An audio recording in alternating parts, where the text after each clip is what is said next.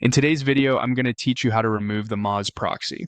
This process is straightforward, but I know that sometimes these things can feel a bit tricky if you're not familiar with them. So let's dive in and walk through the steps together. First, let's head to your browser's top right corner where you'll find the extensions area. If you're using Google Chrome, this is that puzzle piece icon or the three-dot menu where your extensions reside. Once you're there, you should easily spot the Mozbar extension listed. Click on it to open it up. Inside the extension menu, look to the left side of the screen. Here you're going to find the settings option. It's often symbolized by a little gear icon or something similar. Go ahead and click on settings to access more detailed controls for your Mozbar extension. This is the space that holds the controls you'll need to manage the extension and its various features. Within these settings, you will encounter the features menu. In this section, you can see an option labeled Enable Mozbar.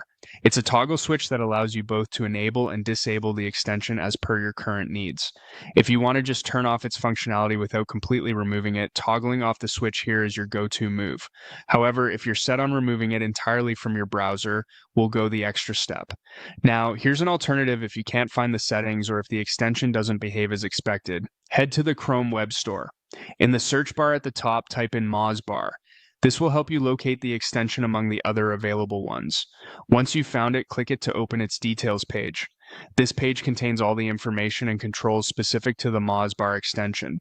To completely remove it from your browser, you'll notice a button that says Remove from Chrome.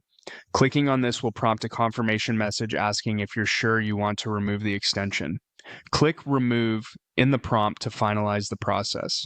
This action completely eliminates the extension from your browser, so it's a good option if you're certain you won't use it again. And that's it. With these steps, you've not only managed to control the enable and disable functions of the Mozbar, but you've also seen how to remove it entirely if that's your goal. Feel free to reach out if you have any questions or need further assistance with extensions or other browser functionalities. I hope this guide helps to make managing your browser just a little more comfortable. Thanks for watching, and see you in the next video.